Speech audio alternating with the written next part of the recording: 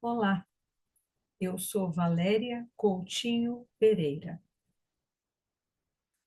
Faço parte do grupo Canteiro de Palavras.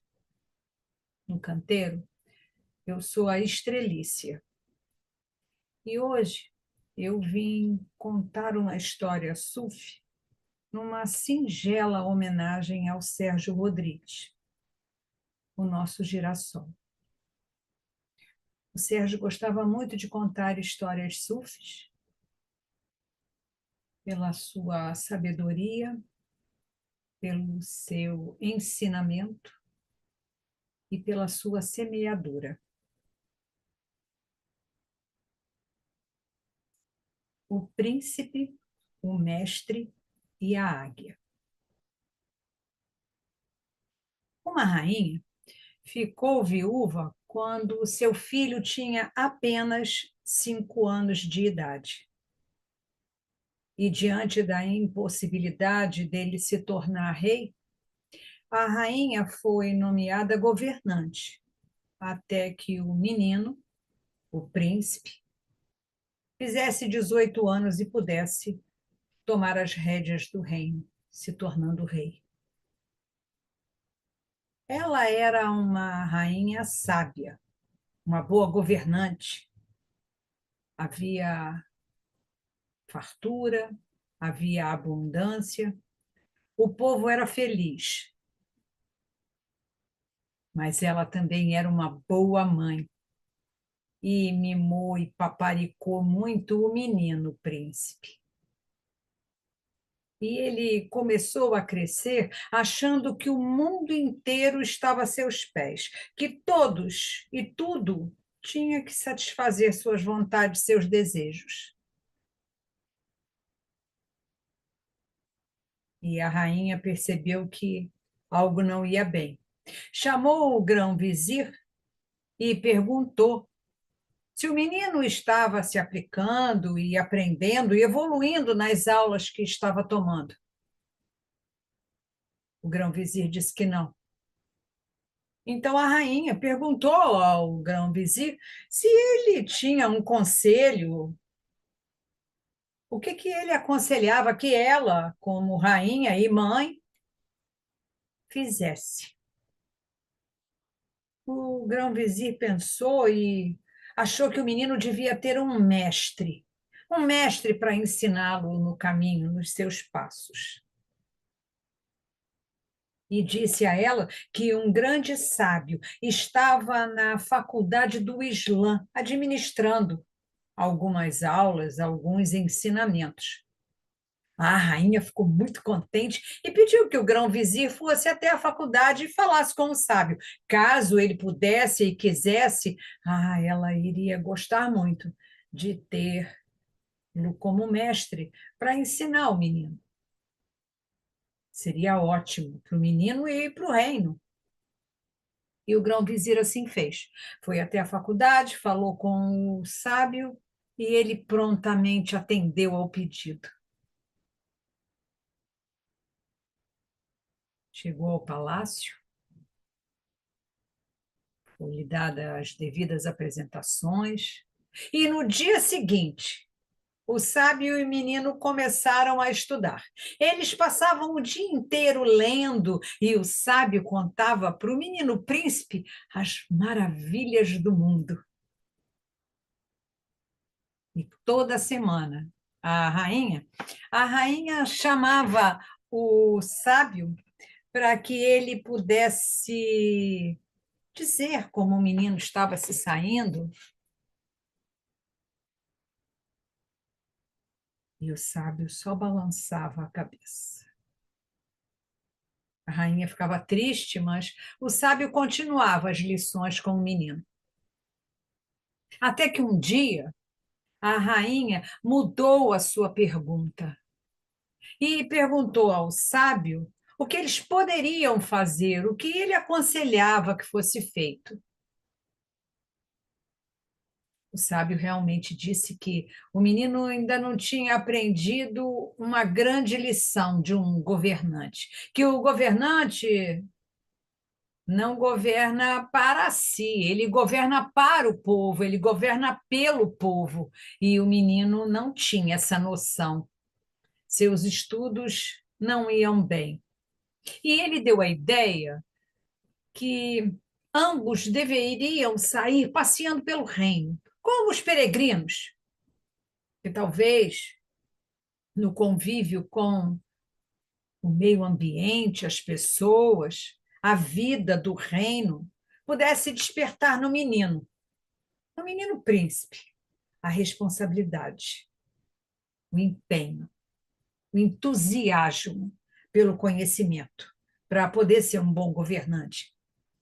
A rainha gostou muito da ideia, e no dia seguinte, os dois, o sábio, o ancião, e o menino príncipe, saíram do palácio numa longa jornada. Foram com roupas simples, roupas comuns dos andarilhos daquele lugar. E andaram muito. No final do primeiro dia, estavam cansados e pararam para tomar um café. Foi quando dois pássaros pousaram no alforge do sábio. E ambos observaram. Os pássaros conversavam entre si. E o mestre, atento a tudo, observava. E, de repente, vira-se para o menino príncipe e diz que aprendera a linguagem dos pássaros há algum tempo, mas que agora se arrependia.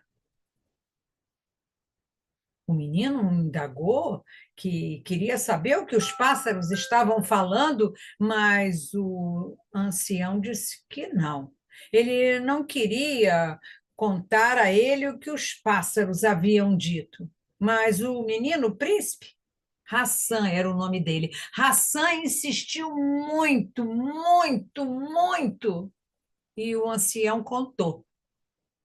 Contou que o primeiro pássaro dizia que quando aquele menino fosse rei, eles teriam muitas frutas para comer, que os pássaros daquele lugar iam se saborear e se fartar com as frutas e também as hortas, porque o povo daquele lugar iria todo embora. Ninguém iria ficar no reino quando ele fosse o rei. Já o segundo pássaro disse que os pássaros que gostavam de gafanhotos iam se fartar, porque como os homens e o povo daquele lugar teria ido embora, não teria ninguém para atear fogo e espantar os gafanhotos.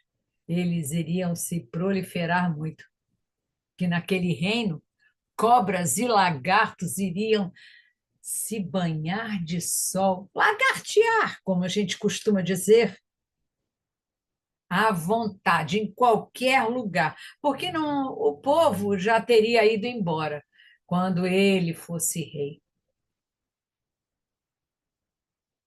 Nada mais foi dito, depois que o ancião contou ao menino príncipe o diálogo dos pássaros.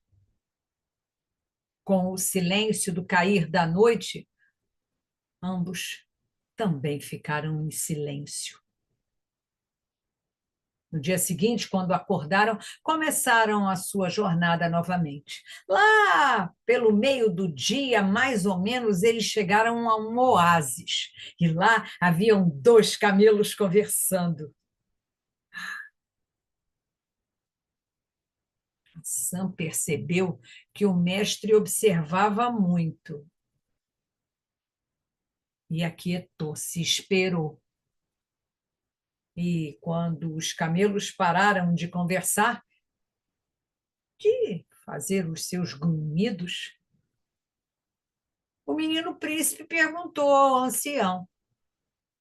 O ancião não queria contar para ele, mas o menino príncipe insistiu, insistiu, insistiu, e o mestre contou que os camelos conversavam que quando ele fosse rei, O povo iria embora daquele lugar, que aquele oásis iria ficar muito tumultuado, cheio de transeuntes, como seus animais, que seria muito difícil eles beberem água.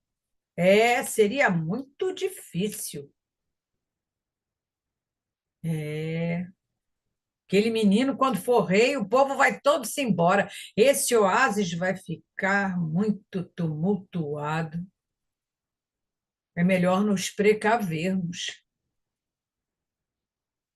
E como no dia anterior, quando o silêncio da noite se abateu, o silêncio entre os dois também.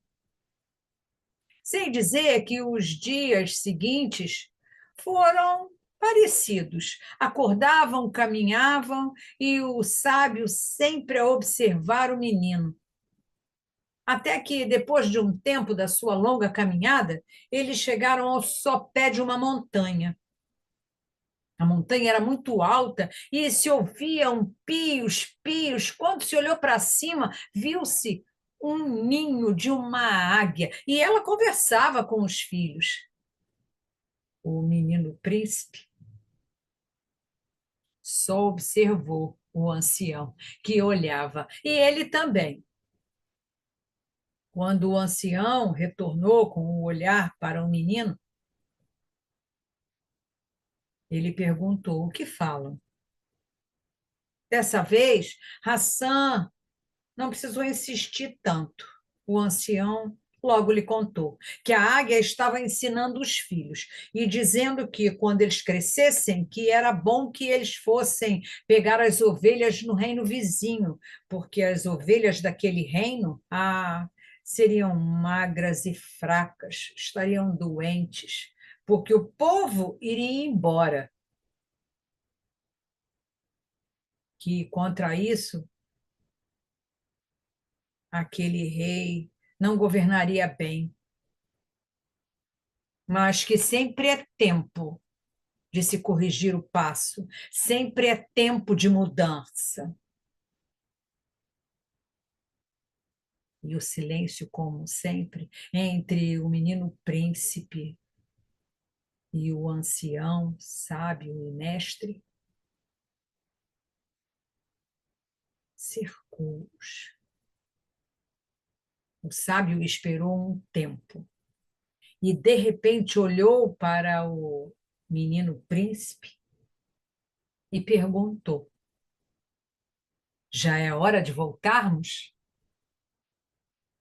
Ao que o menino príncipe balançou a cabeça e disse que sim. E ambos começaram a sua jornada de volta. Eles voltaram pelo mesmo caminho que haviam feito na ida.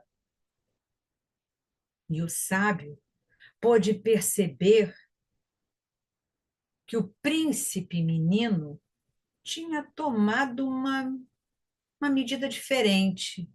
Ele observava as coisas dos lugares onde passava, ouvia o que as pessoas falavam, se interessava, o seu comportamento já havia mudado. E quando chegaram no palácio, a rainha estava muito contente em recebê-los.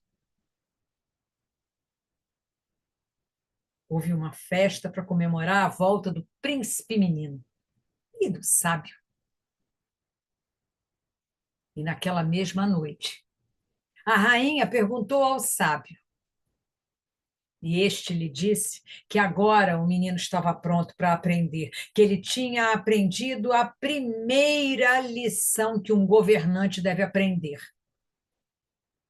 Que para se governar um reino, um país, uma cidade, primeiro o governante tem que governar a si próprio. Que o menino estava pronto. O príncipe menino estava pronto para começar o seu aprendizado. A rainha, então, pediu que o sábio continuasse a ser o seu mestre, mas o sábio lhe disse que esse não era o seu caminho, que o dever dele era continuar ensinando, era continuar semeando. e no dia seguinte, pela manhã, partiu. Sei dizer para vocês que quando o menino Hassan, o príncipe menino, fez 18 anos, se tornou rei daquele lugar. E ele foi um rei sábio, justo. O reino tinha abundância, prosperidade e o povo era feliz. E Hassan, o rei daquele lugar, foi feliz até os últimos dias de sua vida.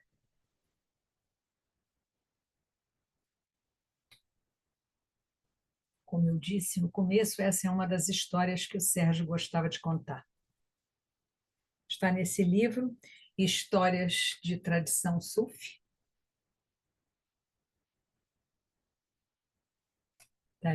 da edição dos Derviches.